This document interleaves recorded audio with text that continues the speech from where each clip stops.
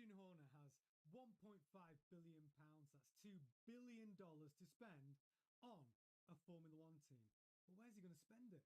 This is your daily F1 news. This is F1Grandstand. I'm Tony Craig, and if you are an F1 fan, then of course you're in the right place. Please do me a massive favour, hit a like on the video, subscribe to the channel, and hit the bell button so you don't miss any of our content. It makes a huge difference to the success of the channel, and I am very, very grateful. But we need to first of all catch you up on the Christian Horner story so far. So everyone knows Christian Horner, he got ousted from Red Bull Racing back at the Silverstone Grand Prix. But what's he been doing since then? Well, he's been negotiating his exit, where he's achieved $100 million payout. And now he's a free agent. And what's happened is the F1 business is booming. So now he has backers to the tune of £1.5 billion. That's $2 as reported by the Telegraph.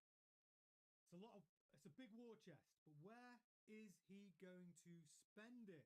Well, I think the most important thing we should do is have a look at what's been going on in the news, the rumours, and we can narrow it down to where Horner is most likely to end up on the grid. So, as you can see here, these are the Horner options, and we're going to go through all of them. We've got Audi, Haas, Aston Martin, Ferrari, Alpine, and Williams. Pretty much half the grid at the moment, but we are going to narrow those down and explain why some of those options are not viable and the ones that really, really are. Plus a little bit of something special, a little bit of new news towards the end of the show. So you don't want to miss that. But first of all, okay, Audi. The interesting thing about Audi, the reason why we're talking about Audi first off is because this is not going to happen. Audi are taking over the Kick Sauber outfit. But the thing that's interesting about the Audi rumours was that Kick Sauber was valued at $1.7 billion, which is right in the wheelhouse of what Horner has to spend. So now we've got an idea of valuations of F1 teams. If the new Audi team's worth 1.7B, well then what are these other teams worth? Well, Haas. Now, we need to get into the Haas story because it's been going around the media for the last, probably month, that Horner has approached Haas. And Haas were not interested. But how did we know that Horner had approached Haas? Well, it's because Io Komatsu, team principal at Haas, told us. He basically said publicly in an interview, yeah, Horner's been in touch. He's been on the phone. There's been a preliminary conversation with Gene Haas, but it's not going anywhere. So Io Komatsu basically said, nil point. No, Horner will not be joining Haas. Gene Haas is a wily old fox. That team has been valued at just under $1 billion. Why is it worth so much less? Well, Haas is literally built from the Ferrari parts bin. Ferrari gearbox, Ferrari engine, Ferrari suspension, literally everything they can buy off the shelf from Ferrari they do, and the rest is what they do. So probably like the chassis and a little bit of aero. So they are literally the Poundland or the budget F1 team, which is why that result from Ollie Behrman at Mexico City was so good. But there you go. So that's how we know that there has been conversations at Haas, but they're not gone anywhere. But that was when Horner was not carrying around with him £1.5 billion. That conversation could come back. I doubt it. Haas and Gene Haas doesn't want to sell. Io Komatsu has now got a great relationship with Toyota, so we're probably going to see the Toyota-Haas relationship blossom over the next coming years. And unless Gene Haas gets a huge offer for that team, at the moment, not for sale. Okay, so let's go back to our other Horner options. So that's Audi, that's Haas, Aston Martin. Now, Aston Martin has been a viable option for Horner in so many ways, but the reports are that Christian Horner approached Aston Martin, but he approached them with an offer on the table to buy into the team, not to buy the team, but to buy a stake in the team for $100 million. Lawrence Stroll basically allowed Andy Cowell to issue a statement. Now, Andy Cowell was not backward in coming forward. Andy Cowell, 2 weeks ago, issued a statement saying, yes, there has been contact with Horner. However, Horner will not be involved in an operational or a financial role now or in the future. He literally kicked it out of touch. And that's because Andy Cowell is the CEO and team principal over at Aston Martin. And he was probably worried about his job. So he's probably on the phone to Lawrence. And do you know what? Lawrence is a wily old fox. And Lawrence is basically gone, all right, Andy, you're allowed to issue a statement denying the rumours about Christian Horner. And also, you've got to remember, Adrian Newey and Christian Horner, their relationship at Red Bull soured towards the end when Newey left, but they're friends again. They were hanging out at the Oasis concert together. So it was all looking like, hey, this could be on. But here's the thing to remember with Aston Martin. The deal he spoke to Lawrence Stroll about was for 100 million. He's now got 1.5 billion. Here's the big thing, though. Lawrence Stroll, even though he wanted to raise investment for the Aston Martin racing team, it's more than money for Lawrence, isn't it? Lawrence bought that team because he's invested in Lance Stroll, his son, his entire racing career. Lawrence Stroll bought Force India back in 2018, turned it into Racing Point 2019, and then it became Aston Martin in 2021 when he took control of the Aston Martin brand as a whole with his consortium.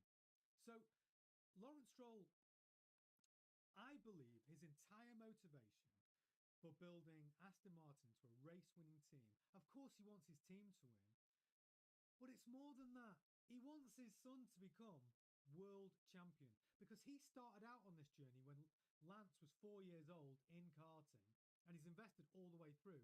And billionaires like to hit their goal. His goal is his son being world champion, and with all the billions he has at his resources, he'll do anything he can to make that happen. Bringing Adrian Newey into Aston Martin was the right thing to do. Next year's car could be an absolute rocket ship with the relationship with Honda. So with Lawrence Stroll, it's more than just money. It's personal. So would he sell Horner, the Aston Martin team?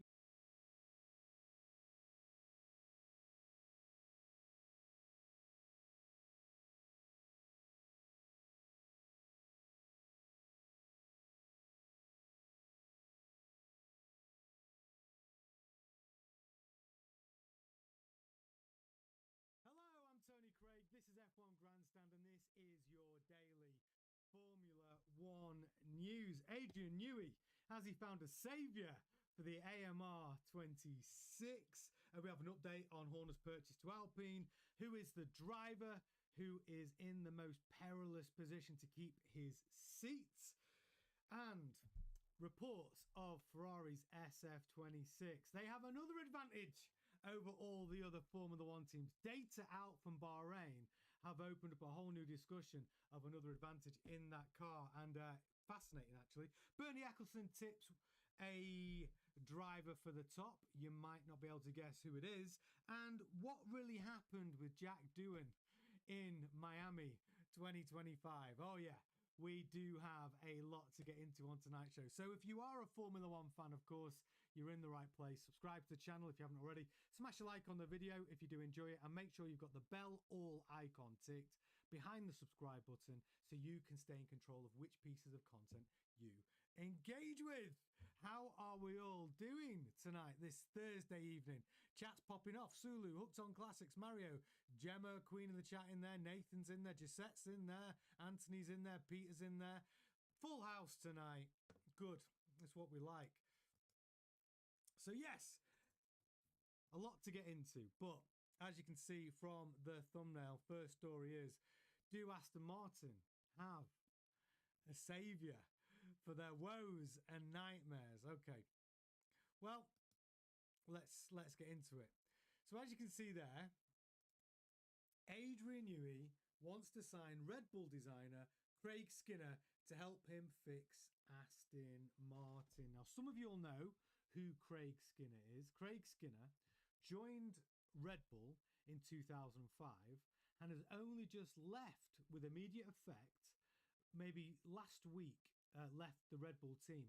Now, he was Adrian Newey's protege at Red Bull. He was there as a designer, then became their chief designer. And like I said, he left last week. So here's the report that's coming out. Aston Martin target Craig Skinner for Adrian Newey reunion. Perhaps it would be beneficial for Newey to have another experienced designer working over at Aston Martin. And that's why rumours about a move for Craig make sense. But Red Bull recently announced that Skinner would, who moved to Milton Keynes in 2006, has left the team with immediate effect. Now, Gazzetta dello Sport estimates that he will have to serve at least 6 months garden leave. Now, Aston Martin announced the signing of Newey in 2024, September 24, but he didn't start working until March. And that's the thing, like a 6-month garden leave period doesn't mean that we're going to get a speedy input from Skinner to help solve the immediate problems, does it? But the thing is, we're going to get into something else in a minute. But the timing of Skinner's departure leaves no doubt that he is planning to join another team. And there are whispers in the UK that Aston Martin are that team. Obviously, Skinner's got a great track record. He was part of the design team alongside Adrian Newey for those championship-winning Red Bull cars. But here's the thing that people aren't talking about. If this implies that Aston Martin hadn't considered Skinner before Skinner left Red Bull, do we not think there's a possibility that Skinner has already got a plan in mind? The reason why he left with immediate effect, knowing he'd have to serve garden leave, don't you think Skinner's already got a plan? Could Aston Martin scupper that plan? Yeah, they could. Do Aston Martin need to solve their problems like now? Like now? Like immediately now? Can they wait 6 months for another designer? And at that point, don't you think Newey and Honda will have got their SH1T together and the Aston Martin will be competitive? So this report makes me call, like, it's possible. It's possible, but how likely is it? Because I think there's a more likely destination for Craig Skinner. Because Craig Skinner didn't just work with Newey over at Red Bull, did he? No. He also worked with his old mate, Christian Horner. Now, we do have a little update on Horner's purchase of Alpine. Now, if you're joining up some dots, I would say that it wouldn't surprise me one little bit whether Craig Skinner and Horner hadn't already had a conversation about Skinner coming over to Horner at Alpine, or whichever team Horner buys is going to be Alpine. But because Horner needs a Skinner or a Newey. You can't get Newey. He owns, a share of Aston Martin and he's got his own problems. He's not going to leave, is he? So what's the next best thing? Well, you get Craig Skinner, who you'd worked with before, who has been basically mentored by Newey and then took over as chief designer of the Red Bull cars. He's your guy if you want to sort of have a familiar face that you can trust, help develop and shape the design of your car if you're having a new team or taking over the team. So that would be my guess. But could Aston Martin go and offer him a ton of money to get him in? Yeah, possibly. Would he like to work with Newey again? Possibly. But I just don't know whether, one, the timeline works, because Aston Martin have got to do things uber quickly, and two, I think the way that this sort of came out of the blue for Craig Skinner to leave Red Bull, I don't think he was pushed, by the way. I don't think he was forced out of Red Bull. I believe it was his choice. And so now he's serving his garden leave. That sounds like a man with a plan to me. And Aston Martin weren't in that plan. That would be my guess, but I'm going to go to the chat and see what you guys think. Nathan says, I think if Cadillac doesn't come last, they've had a good season. I'd agree with that. I would agree with that. I would agree with that. Nothing to do with what I'm talking about, but I would agree with that. Thane says, the wallpaper on my iPad is a pic I took from the top of the world down there. Peter, thank you. Alpine. Alpine can hire who they want, but weakest link at Alpine is Flavio. Until he's gone, Alpine will always struggle. But here's the thing. I think if Horner, we're going to come to Horner Alpine update in just a second. I think, though, that Flavio and Horner are thick as thieves. Flavio was really instrumental in getting Horner in Red Bull. He vouched for him 2005. And I actually think as well, Flavio's been Horner's guy on the inside in order to work the Renault shareholders to really approve Horner's purchase of the Otro Capital shares. So I think Flavio is an ally of Horner. I don't think he's going to get ousted. I think he'll probably stay in some sort of special director, special advisor role like he's currently already in. That's what I think is going to happen. But anyway, that's the story that's come out from F1 Oversteer about Adrian Newey, bringing in his old pal Craig Skinner. I am doubtful that is what will happen. Like I said, I think he's more likely to end up where Horner is. And speaking of Horner, I know he's Thane's favourite. We're going to get into it. A little update because it came out today. Yes, Gisette, thank you for your super chat. Horner always has a plan. He's doing PR and to prep. This is what I think. I think Gisette, again, great insights. I think you're absolutely right. Horner's got a plan. Craig's got a plan. They're not really allowed to announce anything anyway because Horner's on garden leave. But do I think the deal's done? And the handshake's done? I felt like this for a while. And this report coming out today really confirms what we've been talking about, what I've been talking about. But you know what you say, Thane? Thane always pulls me up on mentioning Horner. I only mention Horner when he's in the news because that's what we got to do. We respond to the day's news of what's coming out. And this is an article that's come out today. So yeah, we have to talk about Horner. We can't just ignore him. He's always in the bloody news. That's the problem. So this is what Horner's saying in this article. So Christian Horner deal to join Alpine on its way ahead of the Formula One season. Well, who's saying this? It's journalist Christian Horner joining Alpine pretty much on its way ahead of the 2026 Formula One season. Journalist Nelson Valkenburg and Tim Hraney were discussing Alpine on the Nailing the Apex podcast. Hraney replied, well, I mean, there are rumours that Horner's coming in to buy them, Alpine. And from things that I've heard, I mean, it sounds like that's pretty much nailed on. It's whether or not Otro Capital is going to sell for the price. Valkenburg concluded the only thing that may add stability from where they're coming from now is to have someone with something to prove, Horner, but also with something under his belt and who is not as rash as Flavio is. That could actually help the team quite well. And I think we can all agree on the Alpine situation. I do think Horner will help the team. I do. I think he'd be a good signing for that team from a purely racing point of view. I know there's other issues perhaps that people don't like about Horner. Other accusations that were levied against him about his conduct, all that, but pushing all that stuff to one side. Is he a winner? You got to say, in racing terms, yes. Does he know how to run a Formula One team? Yes. Can he help Alpine? Yeah, of course he can. And does he deserve the chance to be, well, actually, let me rephrase that. Is it good for us as Formula One fans to have that protagonist on the grid?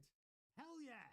Bring the drama, him and Toto going at it once again. Horner steaming down to the steward's office, making complaints, backing his drivers, being as we say, like a bit of a shithouse. Yeah, I mean, it's good for the sport.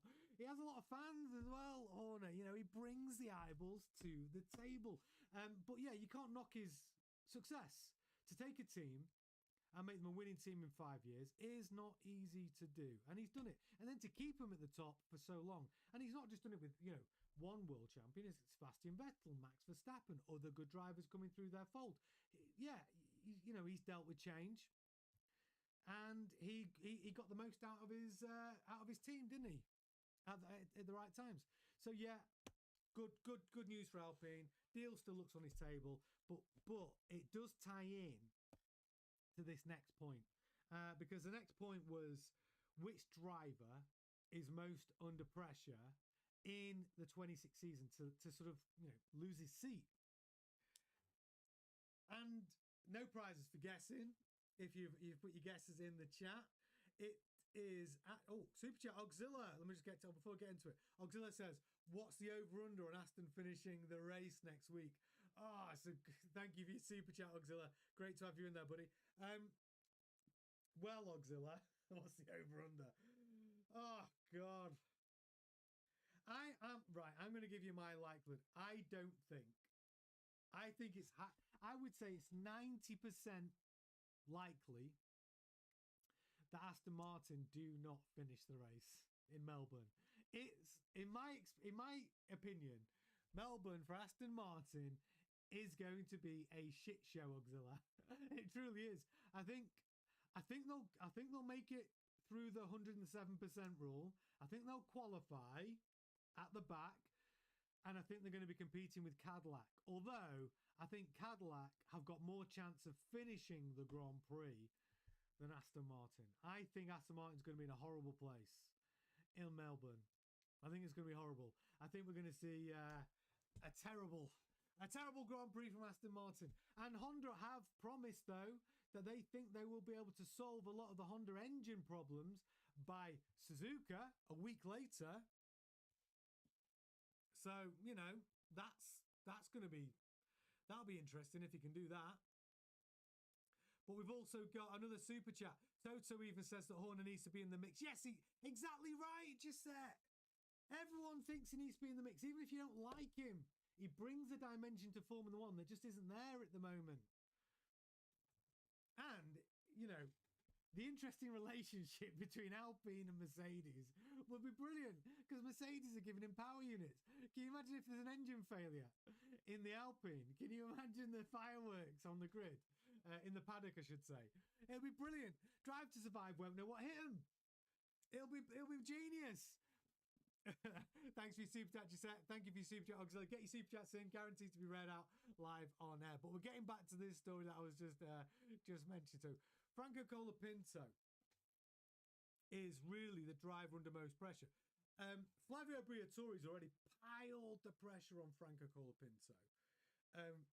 He's driving for his seat. He's got the seat at Alpine, but I get the feeling it's on a race-by-race basis with Flavio, because journalist Julianne Cerasoli shared what she heard about Colapinto's chances and said he had most of last year to add to his experience. Let's remember, he did F3, he did half of a season F2, and then went into F1. So it wasn't going to be easy for Colapinto anyway. But now he has this season under his belt. Sorry, he had last season under his belt, and he stopped crashing as much. He's a very quick driver, but not very consistent. He has the time to be consistent, and he will be under pressure from the first race because it's very clear from Briatore that's the way he's going. Now, Valkenburg added, I think he'll be helped by the change in regulation because his inconsistency was not helped by the on-off-again nature of last year's downforce. Very on a knife's edge, very changeable from mid to high-speed corners. I think they'll benefit massively from running the Mercedes gearbox and engine, and that was a problem last year. The gearbox situation at Alpine and the engine. You can't miss out the Renault engine. It was a bag of spanners. So the fact that, so what the basic saying is there that Colapinto's got a better car, better engine, better gearbox, and a more stable car through the corners. So we should see the best chance for him to showcase the best of his abilities. And they're right. He's not a slow driver, is he? He's a quick driver. He's a ballsy driver. But we haven't seen it in Formula One yet. He's been too brave, if anything, and he put the car on the wall too many times, took too many risks. So if he shows a little bit of maturity and he can be within a couple of tenths a lap off Pierre Gasly, because Pierre Gasly's a strong driver, most underrated driver on the grid for me, and he will be good. We saw Gasly, actually, just in Bahrain in testing. He's mixing it up in the midfield quite comfortably in the Bahrain test. So I'm expecting Gasly to score plenty of points for Alpine this year. And if Colapinto can pick up the ones and twos and be fairly close in a point-scoring position for Alpine, then he keeps his drive. But he's got to show progression. That's the key thing with young drivers, rookie drivers, or drivers in their second season. You have to show progression. That's what team principals are looking for. We've given you an opportunity. You get a little bit of a pass in your first season. We know you're going to make mistakes. We're going to be annoyed about it. We're going to be frustrated with you.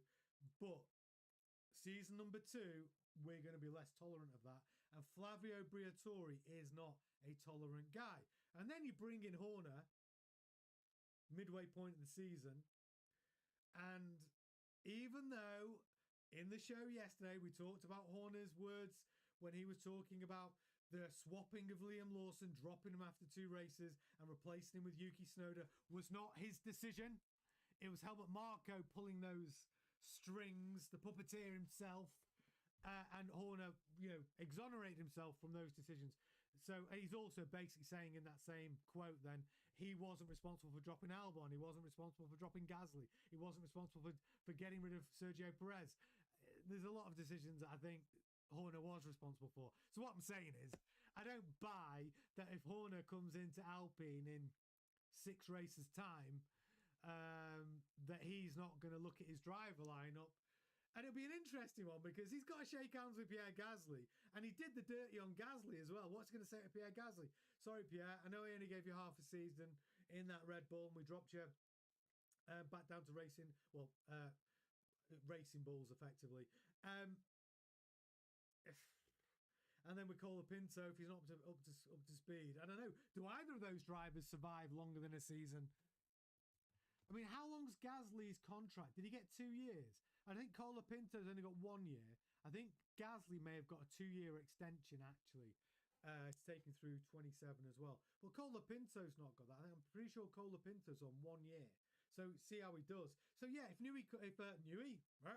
rewind. If Horner comes in, how will he feel about that driver lineup? I don't know. Gets interesting. But the point is, you've got Flavio Briatore there right now, and he will switch Colapinto out if he's not quick. So he is the guy fighting for his seat over anybody else at the moment. Right, we're going to get on to the next. Hey Thane, hey Gemma, I see you. Well, drop tune. To be fair, Thane, he spoke harsh words about their engine, which was poor. The people at Renault Engines have had an axe to grind. I don't think the race team people will be bothered at all. Well, yeah, listen, I'd agree with that on drop tune. But when it comes to Alpine, we know Horner slated Renault with their underpowered engines at that time in the Red Bull. Slated them publicly. He did. Renault hated it. But we're going back a while now. What, 10 years ago, is it? Longer?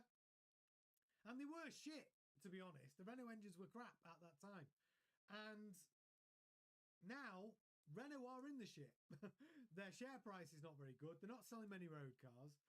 They've got a team with Alpine. They've solved the engine problem, obviously, with Mercedes power unit. But I think there's still, a lot of money needs to come into that team if they want to compete with the likes of facilities-wise, the likes of Aston Martin. Like Lawrence Stroll's putting near enough £1 billion into the facilities of Aston Martin. Outside of the cost cap, built a new factory, built a new wind tunnel, built new offices, built new everything, gave them a new simulator. Like they literally are, they've got everything that a top works team could possibly want. And I think there's improvements that could be made. Flavio Briatore did say, though, we've got everything we need here at Alpine. We've got the sponsorship, we've got the money, we've got the car, we've got the chassis, we've got the engineers. And he said to the drivers, now it's up to you. No excuses. And we got you the engine. And I was only going to take the Mercedes engine. Yeah, and he's right. And he did only take the Mercedes engine. It's a good choice at the moment. It looks good. So, really, I think the reason why I was talking about Flavio Briatore earlier, to come back to Drop Tune's point about the Renault disagreements with Horner, is that I think Flavio Briatore, that's his role if he's going to help facilitate Horner buy the team. He's there as the fluffer. He's there as that guy to go, listen, Renault, don't worry. All this, we should forgive it. It's all as in the past. Now he's on your team together. He can help us win the world title. That means more money for everybody. Share price goes up. Value of the team goes up. facilities, more money comes in. Like we all win, right? We all win under those circumstances. And I think that's what Flavio's there to do. Organise that side, keep the Renault side in check to allow Horner to come into the fold. I think that's what his job is. So that's what I think it is. So yeah, I think that's how it is. But yeah, tell me in the chat whether you think Franco Colapinto should keep his seat. No, change that. Not should. Let's do a poll. I love a poll. I'm going to do a quick poll while we're on, because whilst we've been talking about this, this is more of a do you think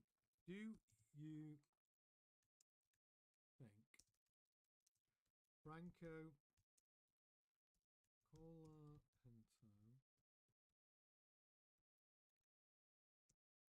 will keep his seat? Let's see what you think on this one. The press think he's the most in jeopardy, so through 26. Do you think Franco Coppola will keep it there? There we go. Got a poll running. Get involved, because that is the question. Because if the press are all saying today, well, this report is that they're saying today that Franco Colapinto is the driver most in jeopardy. Let's put it to our community. Let's see what you think. Nathan, poll. Exactly. Totally. That was a beef between Horner and Cyril. It was, the Renault one. Yeah, absolutely. Colapinto is not worth his seat, Drop Tune says. Gemma says, I hope she gets to drive it once she's fixed. That's a very sick car. Are we talking about DT's Aston Martin in the chat? I've missed it. Anthony says, will Christian owner be standing on the starting line with everyone else, given everyone the visas? Will Christian owner be standing on the starting line, giving everyone the visas? Well, I don't know. I'm not sure what you mean. It's gone over my head. No, I mean Christian will be. He's not allowed. He's not allowed on the pit wall, or he's not even allowed to have anything to do with Formula 1 once this garden leave finishes. Reeves says Horner will turn Alpine. Yeah, I think so. Become strong in time. Maybe upset a few people on the way. Reevesy, there's no doubt about that. If Horner doesn't upset a large number of the Formula 1 community, I will be very, very surprised. I missed some super chats, DT. No way. Let me just go. I can't have that. Let me get to them.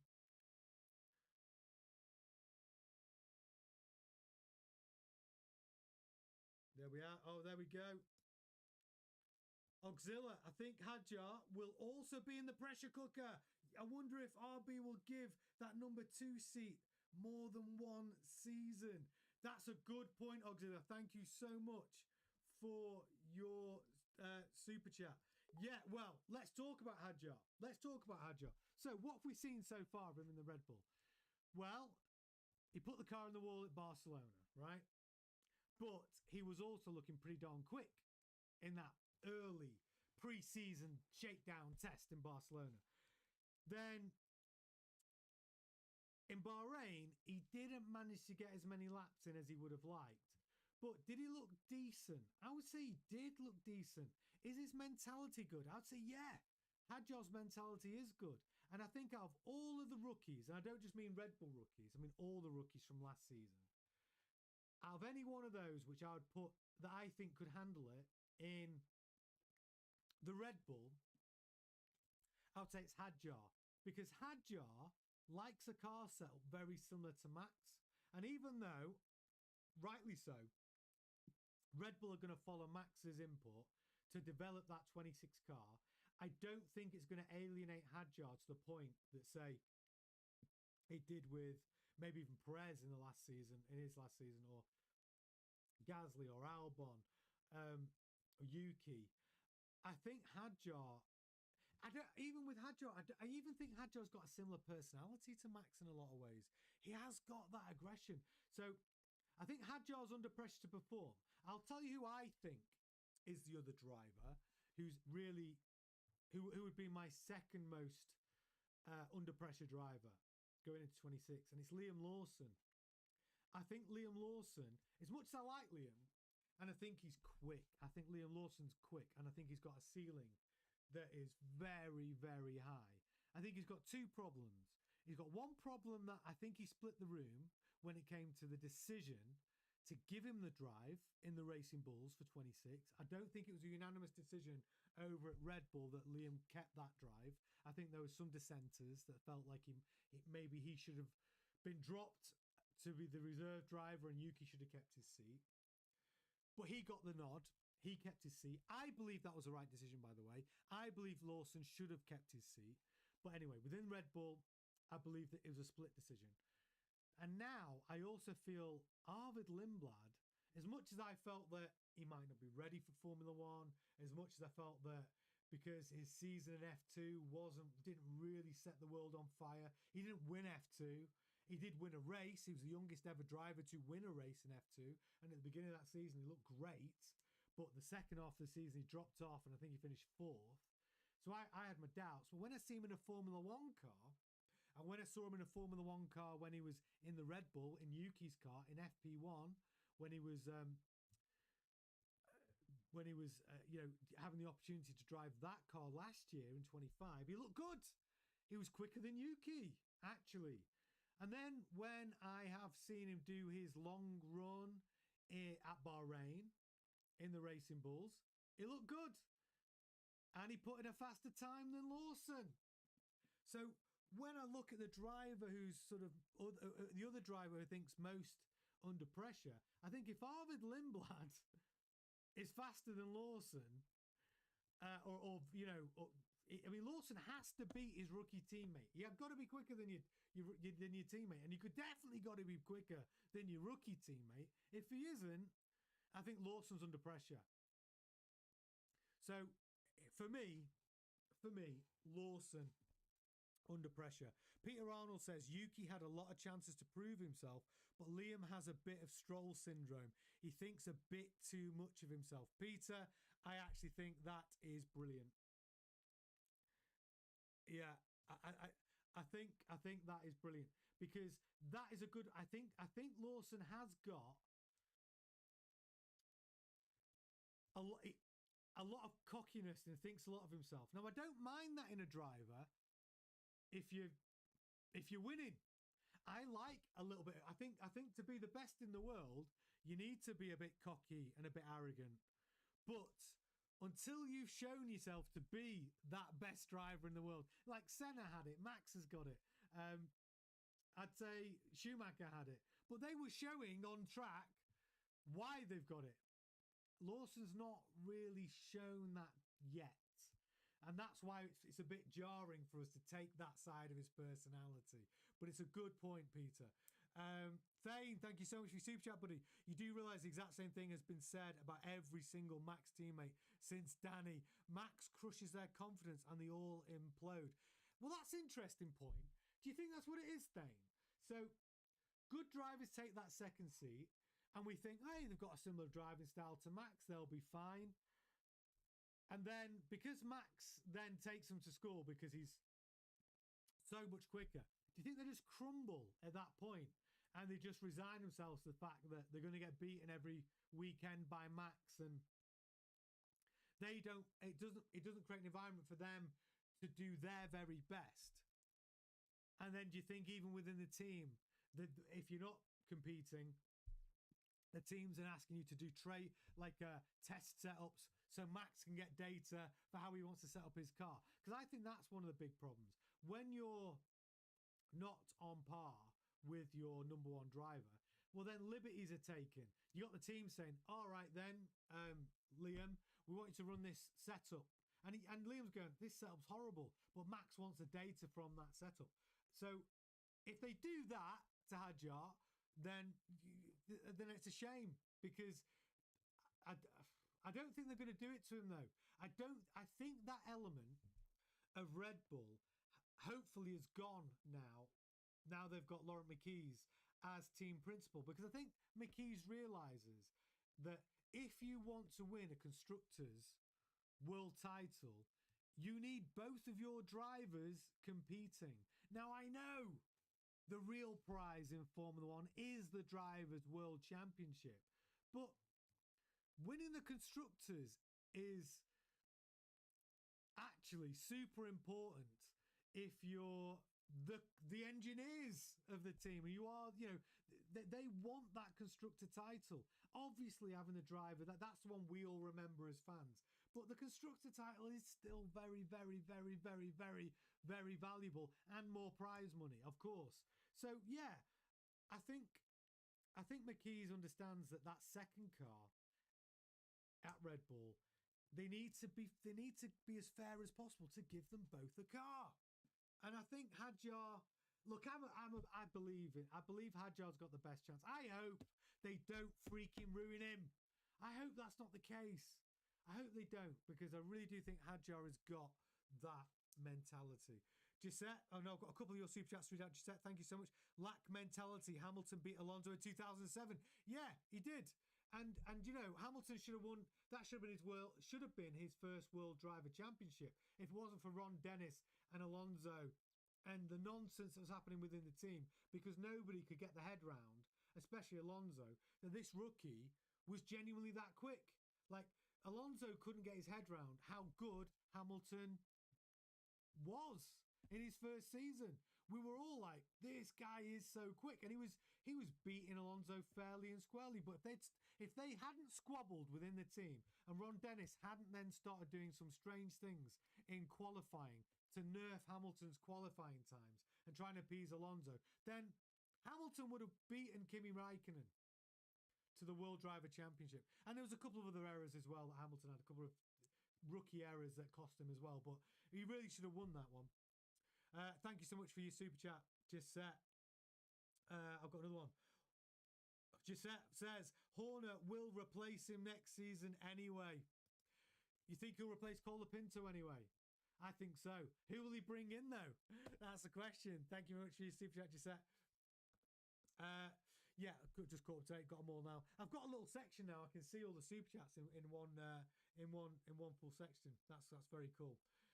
Learning as we go, guys. Learning as we go. But keep your super chats coming in. Every super chat is guaranteed to be read out on air. Gisette says, didn't have the fastest car either. Are you talking about Lewis Hamilton 2007? The Ferrari was probably the fastest. I mean, Kimi Raikkonen, thank you very much for your super chat, Gisette. Yeah, you're right. He didn't have he had a very reliable car. That McLaren did look pretty decent. But it was glory Ferrari days, right? That Ferrari power unit was rapid. Oh, Dawley's, I'm looking forward to that, Dawley. I just caught your message there. A lot of drivers will be moving during silly season. Well, what's Dawley talking about there? Yes, the driver market, end of this year, and, well, not even the end of this year.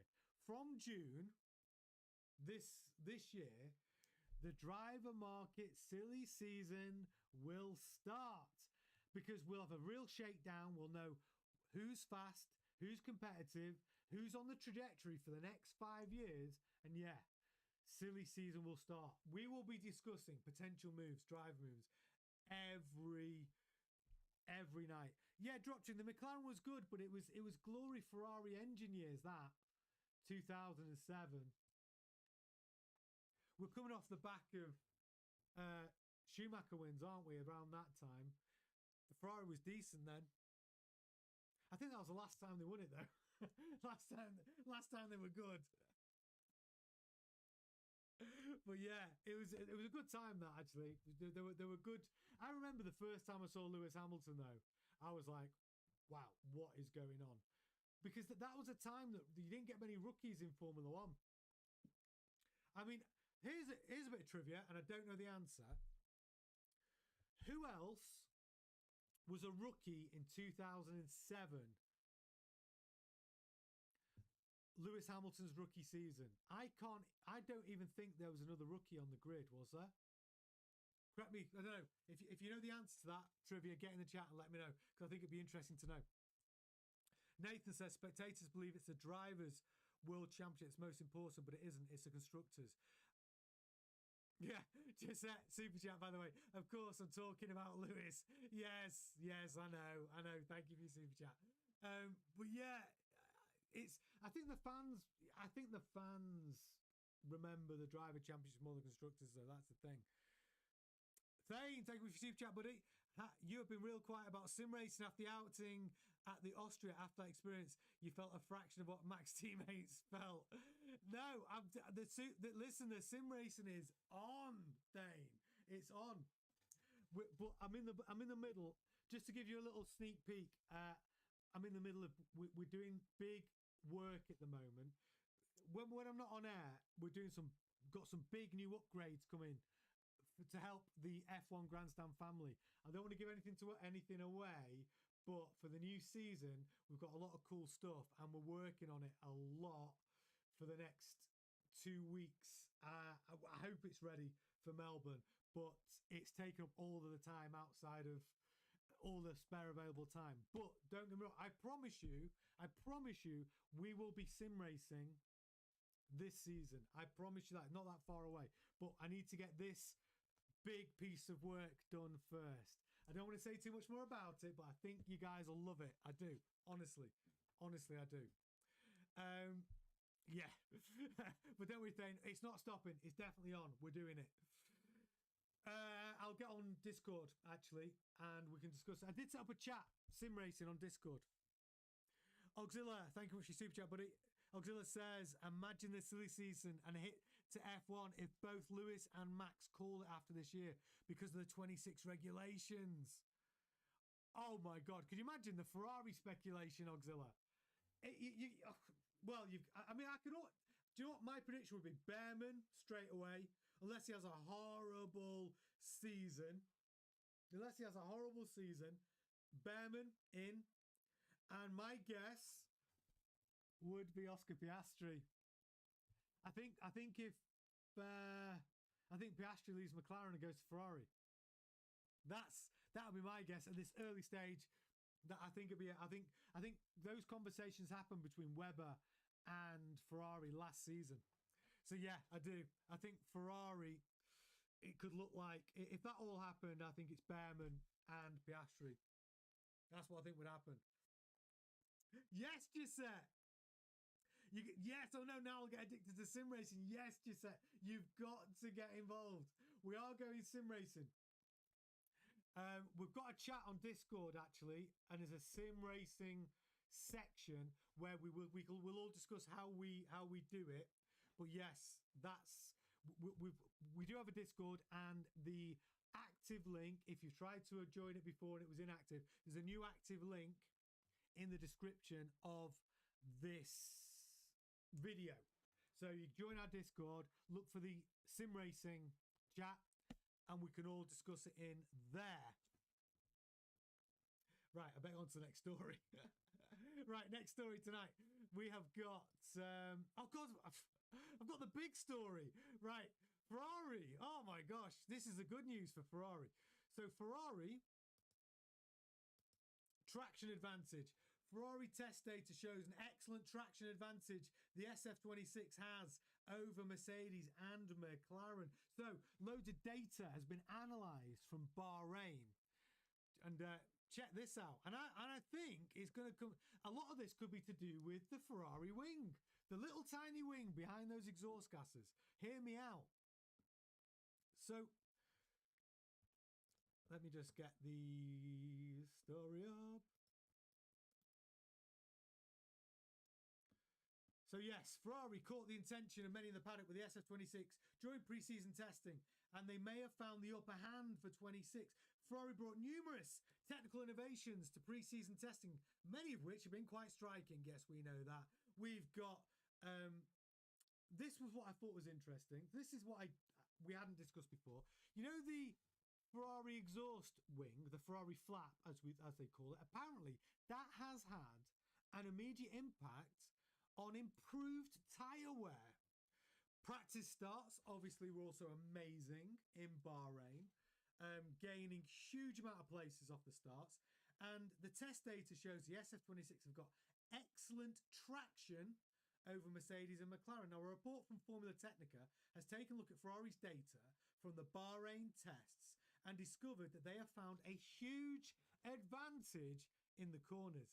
The SF26 has excellent traction in low-speed corners as well as has a good level of mechanical grip, which is currently superior to what McLaren and Mercedes can produce. As a result, Leclerc and Hamilton can reach full throttle several meters ahead of their rivals. For example, at turn 1 in Bahrain, Leclerc was on the gas 4 to 5 meters ahead of his opponents and 7 meters earlier at turn 10. The traction in the SF26 is truly excellent, which will be a huge advantage for Ferrari.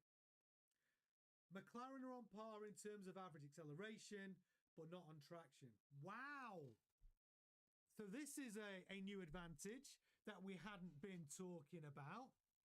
So could that be to do with what we talked about yesterday? We went into detail about the Ferrari wing behind those exhaust gases. It makes me think that wing, if they are getting on the gas because the traction's better, 4 to 5 meters earlier than other cars, that's a big advantage for Ferrari.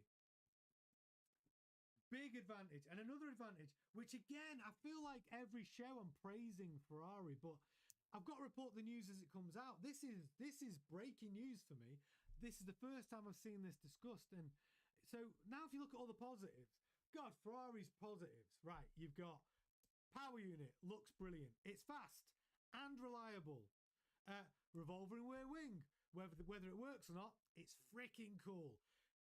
They've managed to be uncopyable for their new rear wing that sits behind the exhaust gases because they redesigned the rear crash structure. They redesigned a gearbox. They had to make a differential narrower and longer in order to redesign the entire rear end of the car just to have that little wing. And now we're seeing what those real benefits are. Seems pretty impressive, doesn't it? And it's not like any other team can copy it apart from Haas because they've got the same Ferrari parts on their car. So, you know, I did say in a video, even in my short that I posted today, I was like, I hope it works. Well, looks like it might bloody well be working. And Thane, I just saw your super chat. I'm going to come to that now. We need to give Thane his credit because Thane did say Ferrari advantage in downforce. What did I say? Thane, absolutely. You called that very early on when I was saying, what's the advantage of this Ferrari flap? Thane was like, it's downforce, downforce, downforce. Well, Thane, bang on. Absolutely right. Great super chat. Gisette says, why Toto is telling Kimi to step it up? Yeah, exactly. Well, Kimi needs to step it up. I also think that Mercedes engineers need to step it up as well. But speaking about Kimi stepping it up, I think in relation to what we're saying about rookie seasons, well, Kimi's had his rookie season. Colapinto's had his rookie season. Bortoletto's had his rookie season. Hadjar's had his rookie season. All of those drivers now, you're in season 2. You know, now you've got to be a man, my son. There's not going to be any concessions. Do not put that car in the wall and let me see you get quicker and quicker throughout the season. And we're going to talk about Bortoletto in just a minute. But that's what Toto wants from Kimi. Because I think George is going to be fine, right?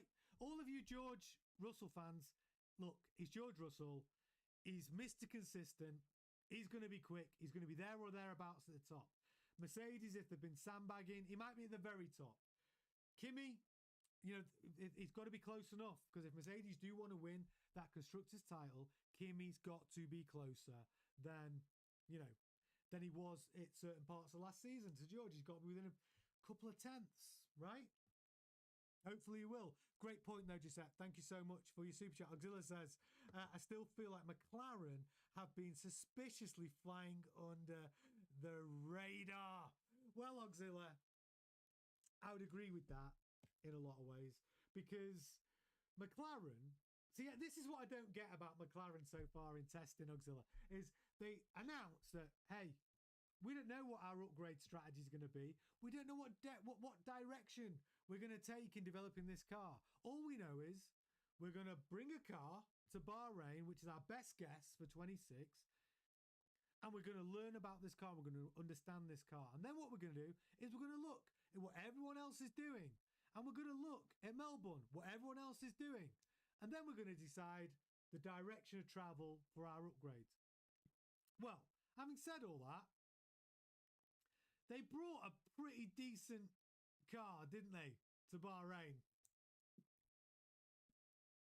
It looked decent. It looked balanced. Power unit obviously looked good.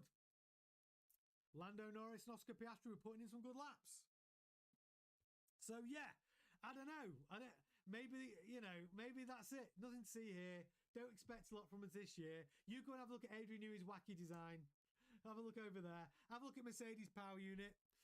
Even though we're running it, we'll just quietly just observe, take our pictures of the other cars, and see where we go from here. But yeah, it could be. Kyle says I've got to go and do some adulting. Right, I'll see you tomorrow, Kyle. Thanks for moderating, buddy. Yes, DT, by the way, great point. I'm going to just drop this in before we get to the end of the show. We're nearly at 10k. Thank you so much to each and every one of you for supporting the channel. We're 60 subscribers away from 10,000 subscribers. Set a little goal to see if we could get to 10k before the start of the season in Melbourne. It looks like we might just do it. Thank you so much to everybody. But yeah, we're on our way, guys. We're on our way to 10k. Brilliant. So yeah, going back to what I was saying about Ferrari, it's an interesting development. So that little rear wing that I was taking I was poking fun at, how much benefits that looks like it actually has got some really good benefit. So well done, Ferrari. Cannot praise you enough for what you are doing at the moment. And I did promise you who's getting backed by Bernie Ecclestone right now, and I said we'd mention him. Bernie Ecclestone hypes Gabriel Bortoleto for Audi's first season. Potential future world champion. Do you agree? Do you agree? Bortoleto, 1 F3 at the first time of asking. 1 F2 at the first time of asking. Joined Sauber. Had a little bit of an up and down season in 25. Showed signs of being brilliant.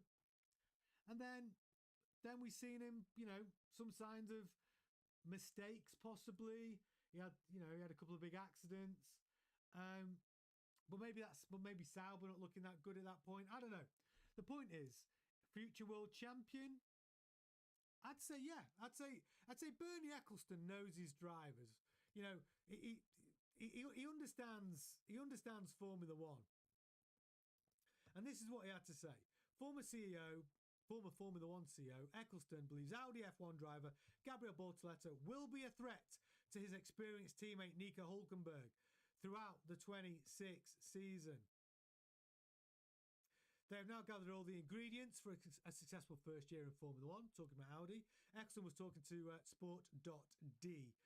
He said, I think we've talked a lot about the ambition in the project. This is Wheatley. And what's been achieved is already incredible. This is what Jonathan Wheatley said.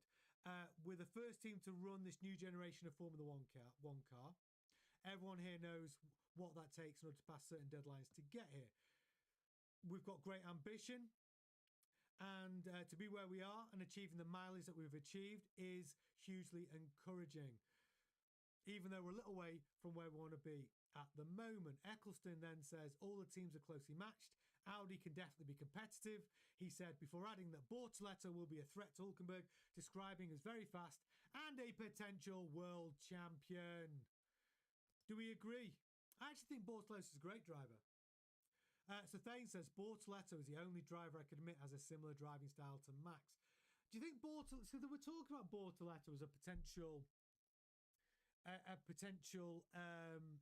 Ferrari driver in the future. I could see it being possible. But I think now Audi are so committed to winning a world championship by 2030, and early signs of what they've achieved so far, just at the start of this season, maybe Bortoleto's in the right place. As he grows and develops as a driver, he's got a team that match his ambition if he wants to be world champion.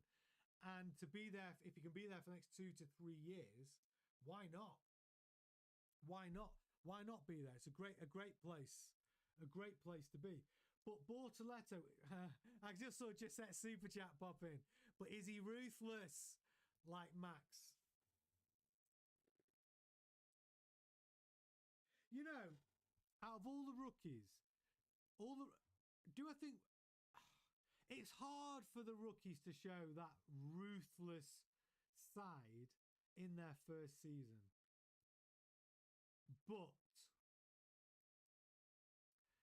I would say Hadjar showed that ruthless side more than, say, Bortoletto or any of the rookies. Kimi Antonelli, actually, Kimi Antonelli is an interesting one. Like, you know, I think Kimi Antonelli is a bit like a wolf in sheep's clothing. Kimi Antonelli is quick. He's a quick driver. Behrman is a quick driver.